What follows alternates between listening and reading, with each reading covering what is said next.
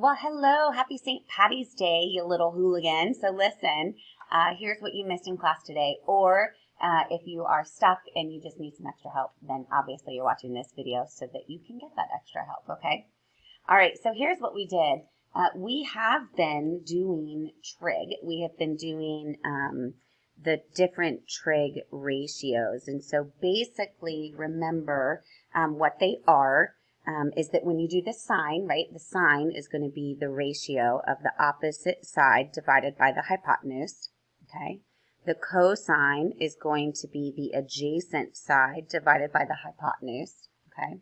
And then the tangent, again, is going to be the opposite side divided by the adjacent side. So remember, you need to remember these three different ratios, and that's what's going to help you solve these problems. But what we did with the stuff that we did today was that we're actually using these three different trig ideas to actually find the missing sides of a triangle or to find a missing angle on a right triangle, okay? So that's what we're actually doing. So let's go ahead and get started and I'll show you how this works, okay? So if you take a look at number one wants us to find this side. Now, if we did not know this angle, right, the only way we would be able to find this side is if we had two sides of our right triangle, and then we could do Pythagorean theorem. But if we know that angle measure, now we can use one of these ratios and go figure out what that side is. Notice at the top of this page, right, it says sine, and so that is what our focus is going to be on as we're going through these. We're actually going to focus on the sine. So let's go through, okay? So using this ratio, where the opposite over the hypotenuse, we're going to do the sine of 32 degrees, okay? And that's going to equal the side opposite, which is x, divided by the hypotenuse, which is 7. Now, there's a couple of things that I talked about today in class, one of them being the calculator that you're using, okay? So make sure when you're using your calculator, first of all, that you are in degree mode.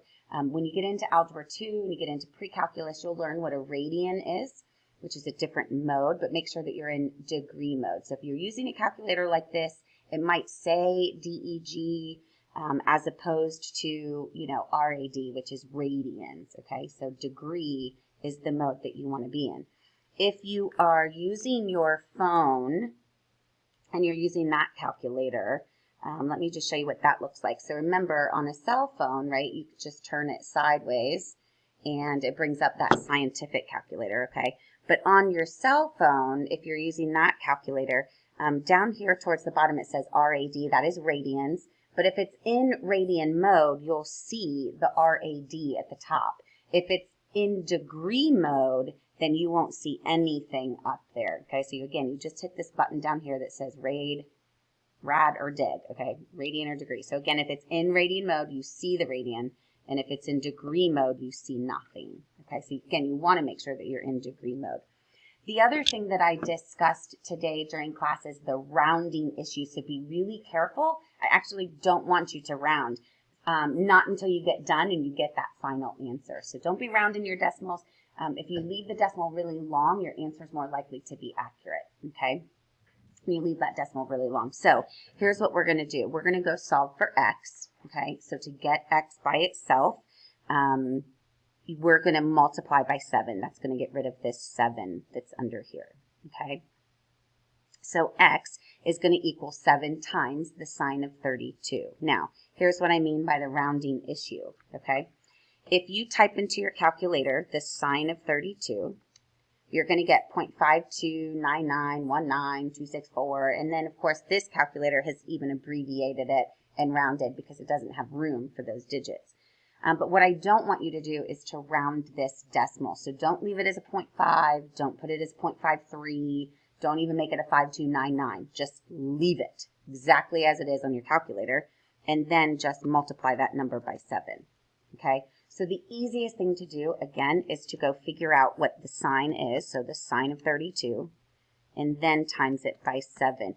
Be careful because you're multiplying that ratio, this decimal, by 7. You're not multiplying the angle, or 32, by 7, okay? You're doing this first, then times 7.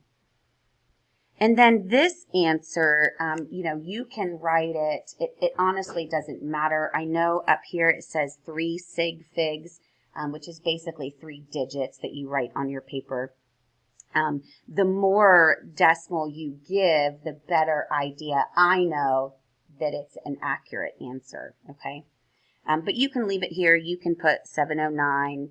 It honestly doesn't matter, okay? All right, let's go do it again. So let's go do number 2. So number 2, we have a triangle in a different position. It's not positioned the same way, okay? But again, this is definitely the sine, because from our angle 47, we have the opposite side, and then we have the hypotenuse. So we're just going to do it again. The sine of 47 equals the opposite side, which is x, over 15. Okay, now some of you might want to put a 1 underneath here and cross multiply, and that's perfectly fine. Okay, if we do that, right, we're going to cross multiply. 1 times x is the same thing as x, and then we just need to multiply whatever 15 times the sine of 47 is. Okay, again, that's the same idea that we did here. Right, we ended up multiplying by 15 over here. We times by 7. So it is the same idea, okay? All right, let's go type this in. So again, 47 sine, and then times 15, and it looks like this answer is 10.97, okay? All right, number 3. Same kind of problem, different numbers, right? Let's check. Do we have the sine again? So opposite, yes we do. So the sine of 21 is equal to opposite, which is 9, over hypotenuse, which is x. This time, solving this isn't quite as easy as those first 2 were. So this is a really good time where putting that 1 underneath is a good idea, okay? Let's go ahead and cross multiply it. So we get x times the sine of 21, whatever that decimal is, okay?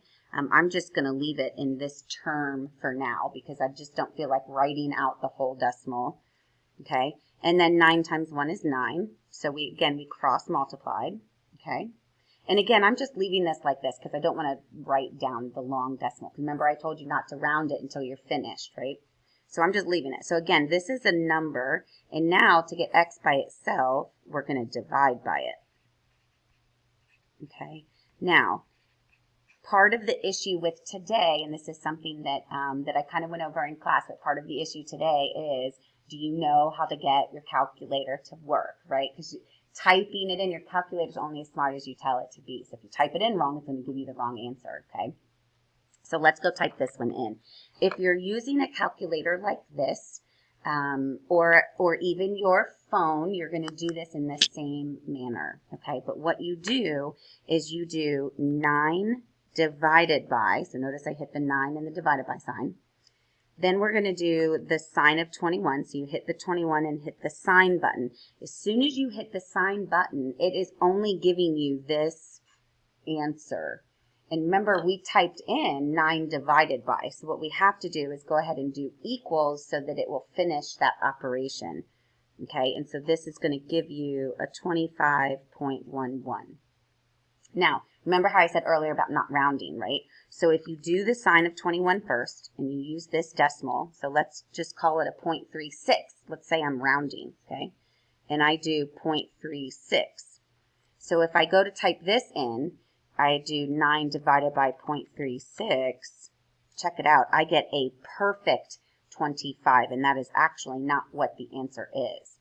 Okay, so it doesn't seem like it's too far off, and it doesn't seem like it would really matter that much, but it really kind of does. Okay, so you have to kind of be careful. You want to make sure that you leave this decimal as a very large decimal. Okay. All right, number 4, same kind of thing, different problem.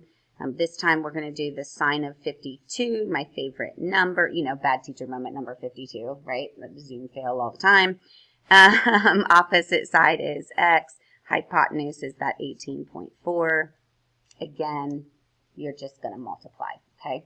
Let's go take a look at what happens when we're trying to find an angle that's missing. All right, so let's go take a look at this one. Let's go take a look at number 5, okay? So with number 5, what happens is for this one, we're actually missing the angle. We're not missing the side this time. So we're going to have to do things a little bit differently, but it's really not too bad. Here's our angle. So from our angle, remember we have the opposite side and we have a hypotenuse. So that's definitely a sine again, right? So the sine, remember, is opposite over hypotenuse. And again, that's what this whole page is talking about, right? And so that's kind of a good thing. So what we're going to do is we're going to do the sine of this angle, but I don't know what that angle is, right? So the sine of something is going to equal, my opposite side is 9. Oops. Opposite side is 9, and my hypotenuse is 15. Okay, so let's go ahead and turn that into a decimal. So when you turn 9/15 into a decimal, you should get 0.6. Okay, now, just to show you a quick thing from what we did Monday and Tuesday, what you did Monday and Tuesday was you took the decimal that they gave you, right, like 0.5, and you found it, and you found the angle that matched, okay? 0.6, though, under the sine column is actually right here.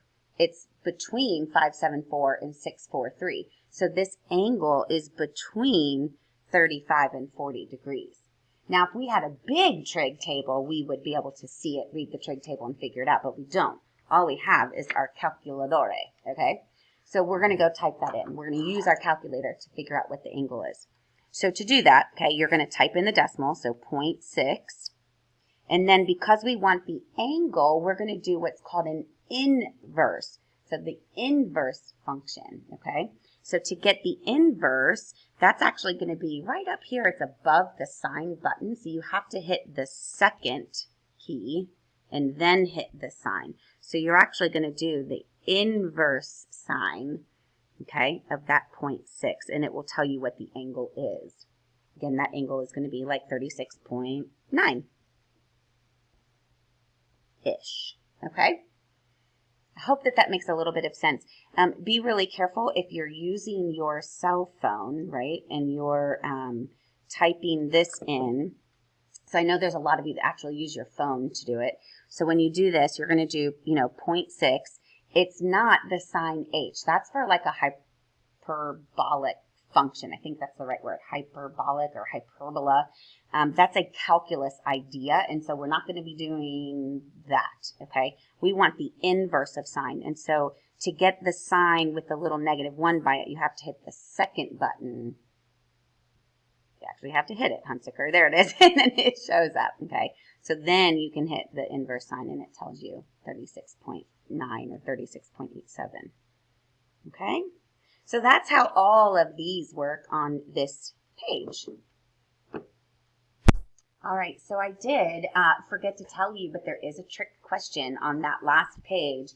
It's actually number 8. This is kind of a preview of what's going to be coming up in the next couple of days, so kind of a trick question, so be careful with that one. For some reason, when I gave you this assignment as well, I was unable to put all 3 of those pages into one document. So I'm really sorry that it's 3 pages, but it is all the same idea. And so we're just doing it all kind of together. And so again, I apologize that it's so many different pages and documents, but you're basically going to do it again, okay, but different trig functions. So for this one, the focus is going to be on the cosine.